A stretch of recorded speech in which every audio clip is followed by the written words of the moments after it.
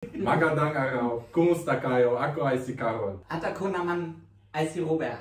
And I am Rowie. And welcome to our channel. Good afternoon, guys. Good afternoon. Today is birthday ng nanay ni Carol. So bumili kami ng roses. Roses, hindi roses. Flowers. And cake. And kagagaling niya lang ng holiday. Kababalik niya lang kahapon. And yeah, si Carol pwedeng lumabas ng ospital.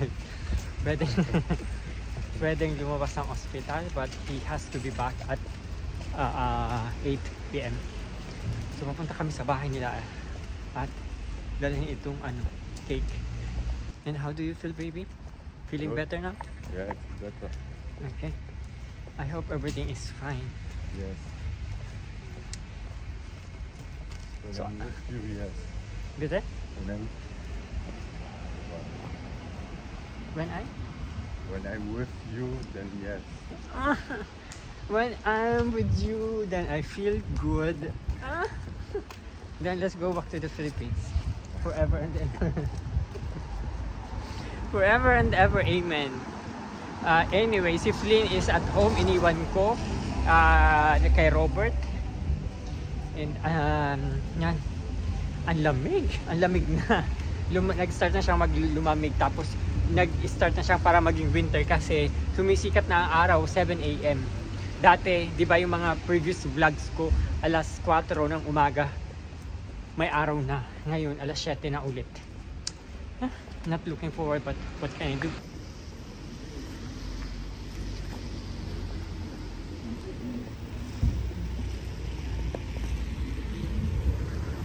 Galing na kami sa nanay ni Carol.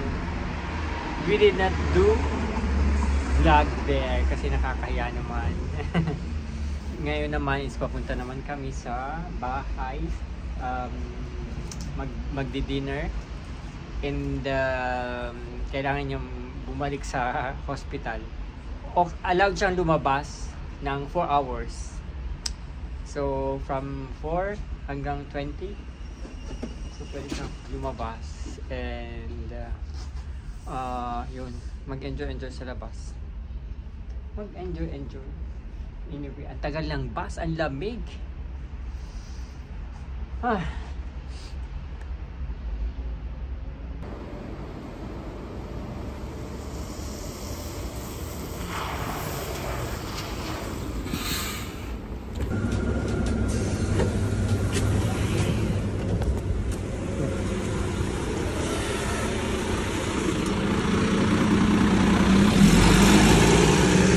So, ang aming binili is ang tawag dyan sa German is glass noodle.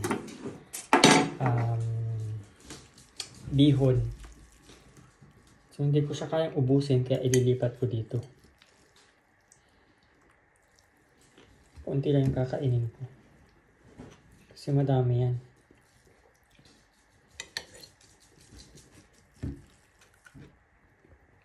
So, good appetite. Flynn, you are not allowed to eat. No?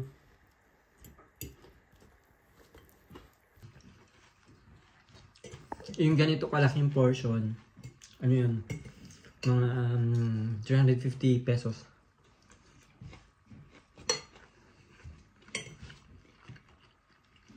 €6.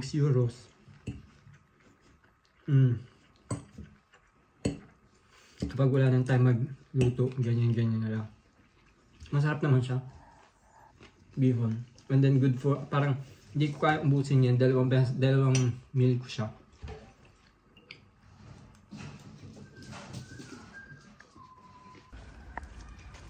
Lumabas kami ni Flynn.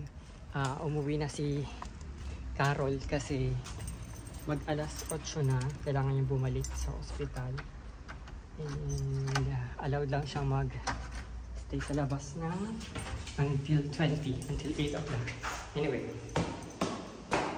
dito na kami sa bahay ni Flynn. Meron nga pala akong papakita sa inyo.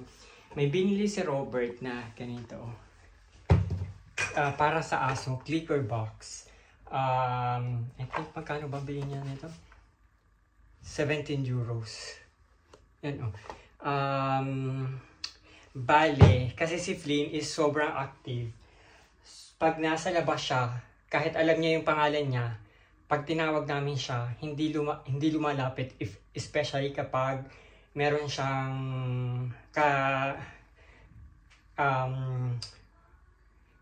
nakilalang aso. Kunyari, naglalaro siya sa plaza at may kasamang ibang aso. Pag tinawag mo siya, hindi siya babalik sa'yo.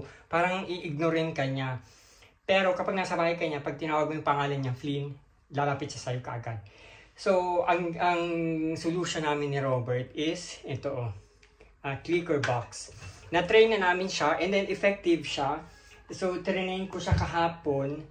And if ever na meron kayong aso na mahirap pasunodin, kunyari, nasa plaza, tapos tatawagin nyo, hindi siya bumabalik, ito ang solusyon. So, paano siya gumagana? Hindi lang siya, saglit lang, ang dami kong paligoy-ligoy. Hindi lang siya parang pantawag ng aso, madami siyang pwedeng i-train. Andito yung yung guide. Hindi lang pang tawag, pang pabalik ng aso para bumalik siya sa'yo, but a lot of parang tricks na pwede niyang gawin. So, ito is clicker. So, pag ginano mo siya, maririnig kasi niya. Dapat, pag clinic ko siya, bibigyan ko siya ng tricks. So, saglit. Pupunta ako dito sa likod. So, kunyari ganito. I-click ko siya. Tapos si Flynn lalapit. Ayan, lalapit na. Tapos bibigyan mo siya ng pagkain, ng treats. So, narinig nyo?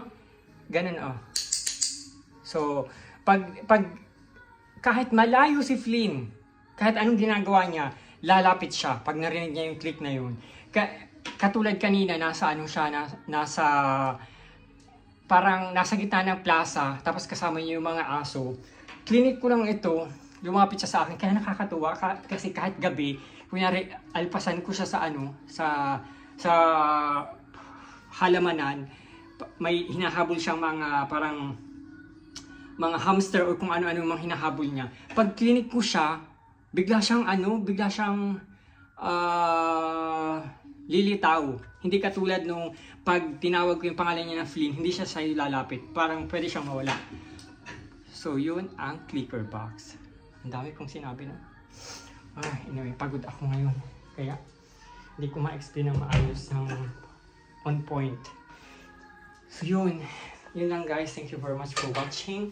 And I hope nyo enjoy nyo yung vlog namin for today. And I will see you again on my next vlog. Bye!